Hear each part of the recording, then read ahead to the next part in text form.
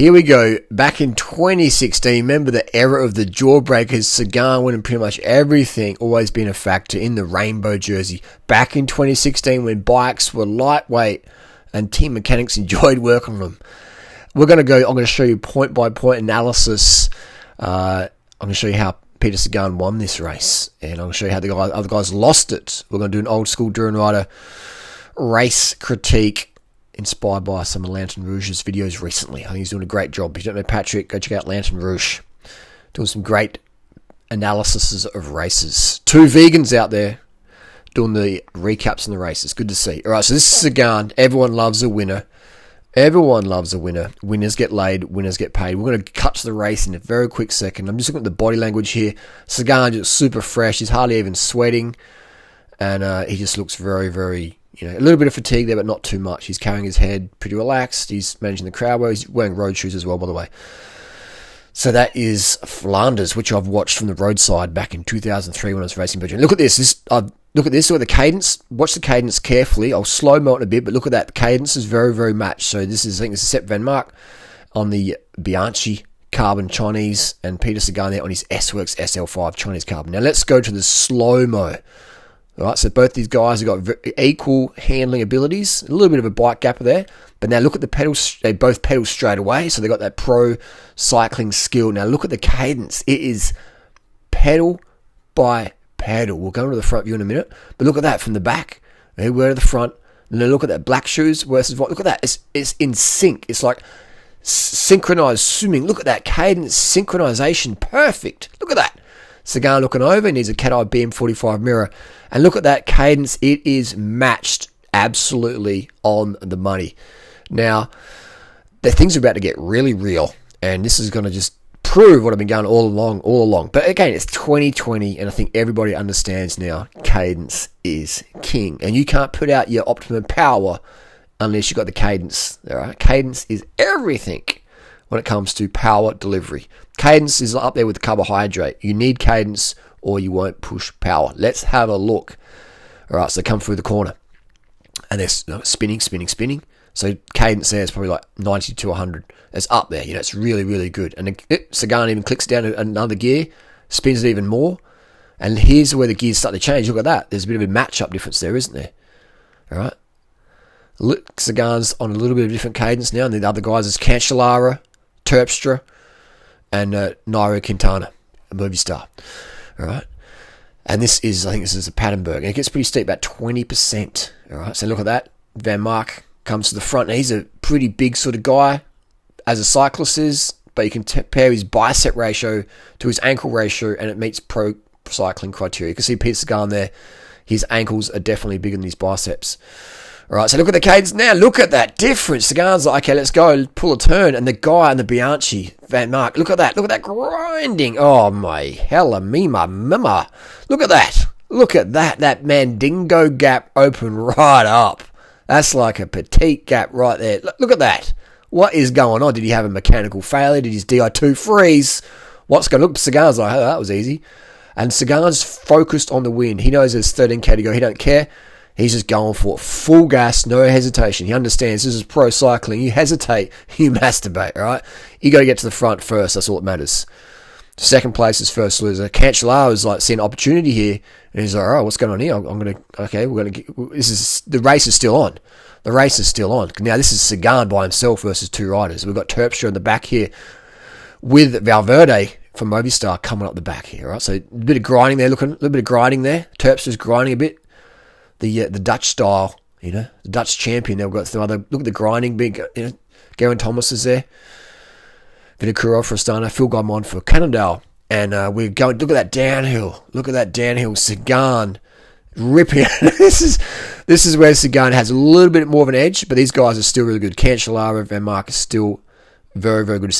Look at, there's just no brakes. No brakes at all. No brake. Look at that, how fast it's going. The motorbike suspension is bottoming out. Disc brakes. Who has disc brakes? You don't touch your brakes when you want to win a bike race. Off the brakes, son. Off the brakes. Look at that. Now, Sepp Van Mark's is sitting on here. He understands that Cancellara wants to win this race. So, Van Mark is in a position where he can just sit on. He can save his legs. He could also gamble Either way, he's going to be on the podium, hopefully, if he doesn't cramp up. If he's had enough carbs, he'll be on the podium if the guys at the back don't catch up. Because this is Cancellara, motor or otherwise, he's the world time trial champion, so he knows how to dedicate himself to a FTP effort on the front no matter what. Now, Sagan understands that. He's looking back and he's that mirror, and he's... see how Sagan did it? He did the look back through the trees so the guys at the back couldn't see that look back. So that is very strategic. That means that Sagan's still thinking very, very lucidly and very tactically, that he looks back through the trees to camouflage his expression of emotion. That's very, very smart. There's little things like that. That's what winners do. There's many things winners do, but that's another little thing they do. Just look back through the trees to hide that expressive emotion. I do care where you guys are, but I don't want you to know that I care. All right?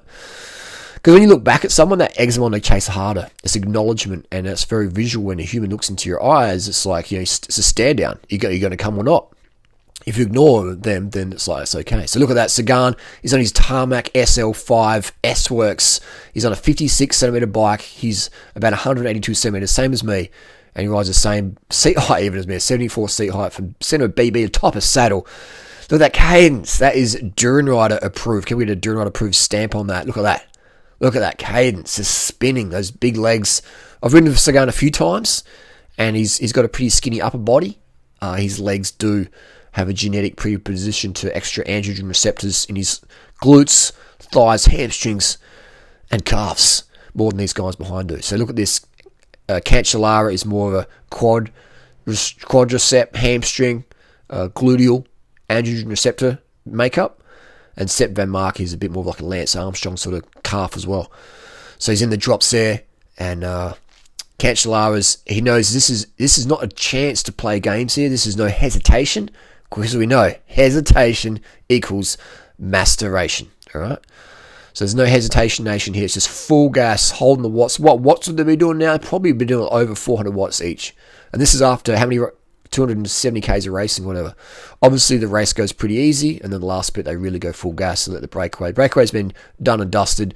This is Sagan on the front. He made Oakley jawbreakers. This was 2016 was the year, wasn't it? Look at that cadence. He's got a very heels up. That's personal preference. Heels up, feet down, pointed, toey, and he's just got a very toey sort of style. He's rammed forward on his seat there. I'm not sure why he doesn't ram his seat forward even more. Put like a zero drop on there. I'm not sure. Adam Hansen style. It just works. I'm not sure why he hasn't, but maybe in the future he might. And at the end of the day, though, it was good enough. It was good enough. We are in Oudenaarde. This is in the Flemish part of Belgium, just near Aalst and Ninova and Gerasbergen. All right, so we've got Sepp Van Mark, Cancellara, the Swiss, and the Belgium. So this is a Belgium race. If you win Flanders as a Belgium rider, you are you can get some podium chick numbers on Tinder. You won't be swiping right for a while, they'll be swiping on you. And so Cancellara is still in the front. Sagan's still... Look at his belly, in and out. He's got a fat gut, a skinny gut. A fat gut, a skinny gut. That's the diaphragm, all right? And then if a photographer doesn't like you, they'll take a photo and your gut's out. All right, you go off season, wait. And then if they do like you, they'll get the photo when you're breathing in, and your stomach will be in. So that is the deal there. Over the little bit of a rise here. This is where all the carbohydrates are really important. That muscle glycogen, But look at the bellies. And there's a bit of hip rocking there, but that's fine. That's his full max effort, in the tops there. Oh, they can see Sagan. Can they see? Oh, they can. He's a bit blocked by the motorbikes there. There's Cookie Man on the back, going for his Strava segment. And Vinokurov in the Astana kit. We've got Valverde there and Quintana up the front. There's Chris Froome in the Sky outfit. And Bogart at the back. We've got to have a bit of a troll. There's no troll, there's no roll in life, But at the end of the day, the only one who's in this race right now is Peter Sagan. And isn't that amazing effort that he's holding off the two chase groups behind him?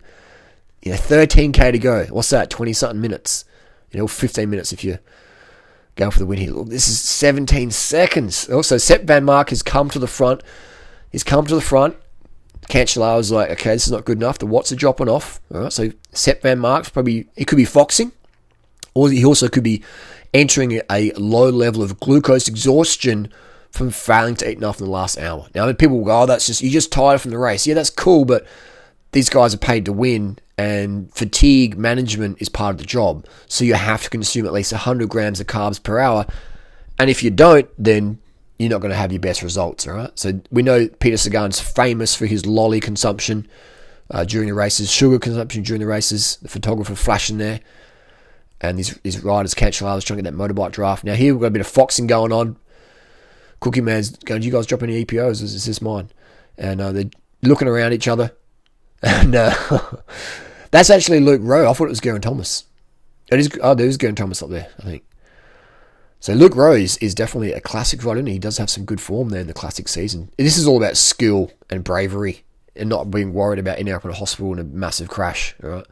Today we have fantastic conditions for Flanders. We have romantic conditions. This is a great day to bring your Tinder date out on a date on the side of the road in Belgium there. Maybe a bit of frolicking in that little building behind there. Make sure you got a vasectomy. And just a great day out. Look at that. It's just beautiful weather. This sort of weather is just fantastic. You know, you got the socks out and the gloves are out. There's no arm warmers, no leg covers. There's no slippery roads. It's just beautiful conditions. Temperature right now is probably a balmy 16 degrees here in Belgium, in East Belgium here. And so we can see they're taking the middle of the road there. Middle of the road. Why middle of the road? Less friction. Less friction. Now Sagan's going in the middle of the road as well. And he understands that there's a little bit less friction there in the middle areas. So this is very interesting. Will they get assistance from the big guy? Is that Rowan Dennis back in the day? We're not sure. So Sepp Van Mark, look at him, his posture. He's really, his head's lower than Cancellara. Cancellara is a little bit taller than him. His head's low. He's looking down. So he is on the limit a bit. My money wouldn't be on Sepp Van Mark. His head's going a bit low. It means he's really on the limit, which is understandable, but it seems like Cancellara, that gap's pretty big, that Mandingo gap. Now it's blown to 34 seconds. So Sagan's having a late burst of glucose-derived ATP from those gummy bears, from the sugar, the sucrose, which fuels the working muscles in the lungs and the brains. And 34-second time split, 5Ks to go. This would be a pretty incredible feeling, wouldn't it? You're like Peter Sagan, you got the rainbow jersey. Your sponsors, Specialized, is going to give you a big bonus check if you win on the S-Works bike, painted in your colours, the rainbow colours, Peter Sagan. This is like an advertiser's wet dream right here, you know what I mean?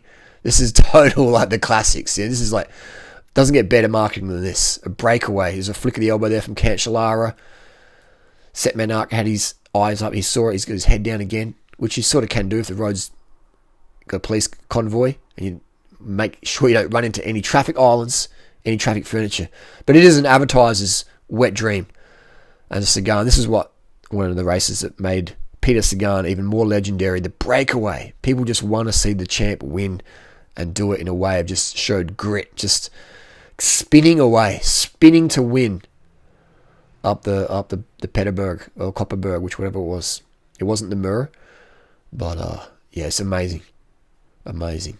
So look at the cadences here. Look at the cadences. They're on a tandem bike.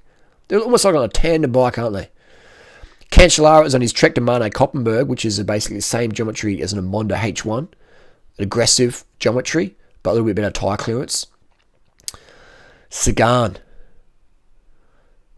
with this. Look at the cadence these guys. Everybody's spinning. All right, this is time trial zone here. So Sagan's getting down low as possible. He understands at these speeds, he's probably doing like 40k an hour, 45k an hour. At these speeds, it makes a huge difference. 42 seconds. Sagan is making time on it. These guys at the back here. We've got Boonen. We've got Lutsenko. We've got Os. We've got Us.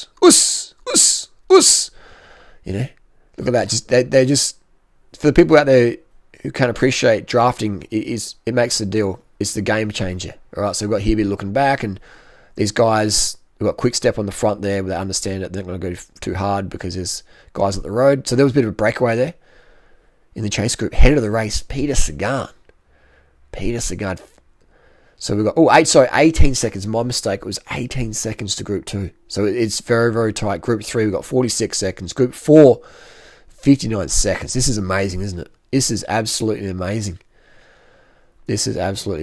So all the guys at the back, everyone wants to get a top 10 at Flanders. So there's a bit of foxing going on, you know? A bit of foxing going on. If it was me, I'd just be going full gas. Just to get that training effect for the next race, which will be Paris-Roubaix. Paris-Roubaix is typically the Sunday after this. I mean, when Peter Van Petegem won, he did the double back in 2003. He won the Flanders, and then he won Roubaix. It was pretty iconic. Peter Van Petegem on the Lotto team with the Eddie Merckx Scandium frame. Remember those Scandium frames with the record? Rob McEwen days back in the day.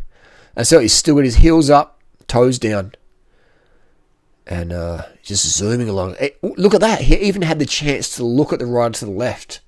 So he's looking for a bit of distraction. That was interesting. You see that? We have a look to the side. Checking out the technique of the other rider. That was interesting. So he's, wow, you're going to win Tour of Flanders and you're still checking out other bikes. That's the certified bike geek technique there, isn't it? So he's taking the road. This is the last 3K to go. Imagine the legs.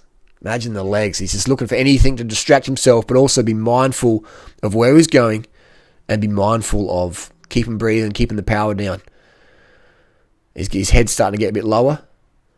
And he's just really wanting these Ks to finish up. Look at it's almost 24 seconds. So he's opened up a bit extra, 6 seconds in that last bit. 6 seconds. This is coming down to the wire. We know Peter Sagan won, but it's also good to see how it was won. But the cadence, look at that. There's cadence discipline. Now, so we see Sepp Van Mark could have been here on Peter Sagan's wheel. He could have been there, but he didn't have the gear ratio. So this is like literally $100, €100 change of a cassette. Heck, it's not even €100. It's maybe €30. He could have got actually it's probably like €10. He could have got an 11-speed Shimano 5700 32 cassette for his bike, all right? And he would have had the cadence to keep up with Sagan. He's got the power. Look, he's still there. He's swapping off turns with Fabian Cancellara. So Sepp Van Aert lost Flanders. He lost the second place because he didn't have the proper gearing on his bike. Can you imagine that? That is insane. Or even just put a 34 chainring on. What do you need a 39 for? It's the big dog or climbing gears. So it baffles me that pro cyclists still, even in 2016, even in 2020, we see pro cyclists still not have proper gearing. And I showed you the analysis of the race where he was grinding. He was out of gears. You just saw that, and we see now he has the glycogen retention and then the nutrition partitioning of his high carbohydrate diet, fueling his muscles. He has those stores. He has the hydration. He has the mental capabilities. He has the physical attributes to be a pro cyclist winning at these big races, but he didn't have the gear ratios. He knows how to think. He knows how to drink. He knows how to eat. He doesn't know how to put gears on his bike, though. You know what I mean? Like, what's going on? Why did Sepp Van Mark have whatever cassette it looked like he had? Looks like Sagan's got a 28. Sepp Van Mark probably had a 22 or 21 or 23 or something. He didn't have enough gears, and we saw that on the climb. Assuming his Di2 derailleur didn't jolt up, which I don't think it did, because it seems like he's got his selected cadence now perfect. So we see the rider's preferred cadence on the flat. And if that gets too low on the climbs, it simply means they didn't have enough gears. Look at that. It's pretty close. That angle makes it look even closer, but it's not that close. It's just a real... So Sepp Van Mark's going for it now. He's bringing it back. Maybe Cancellara said, look, I'll give you €10,000 if we catch him. Who knows? Little bonus motivation, little pay bonus there. That happens in races. Sagan's looking back. Oh, the Group 3 is coming up. But that zoom lens gives it a bit of a closer look. Sagan there, he's made it. He's thinking on the podium, which girl tonight? Blonde, brunette, carrot top, or stir-fry Asian. That is incredible effort there. Just spinning to win. That discipline and focus. Maybe he wants a bit of chocolate. Everyone loves a bit of chocolate, especially vegan chocolate. Wow, look at that cadence. He's still spinning off the line. Hands up, thumbs up, looking back. Jersey zipped up enough so he can still breathe, and his hands up. Here we go.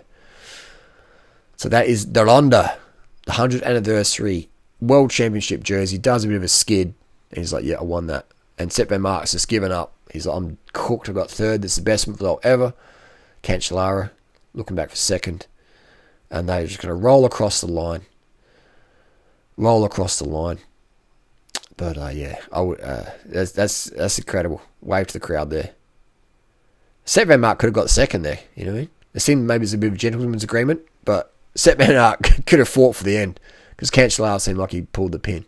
So you could have foxed it there, But then again, that would probably be bad sportsmanship. But again, depends. Would Cancellara do that to you? Maybe you would, maybe you wouldn't. Definitely Cookie Man would. And so this is a sprint for 4th place. And we have, what's his face, on the 4th place there from Katusha, the Canyon. Oliver Nason, wasn't it? And,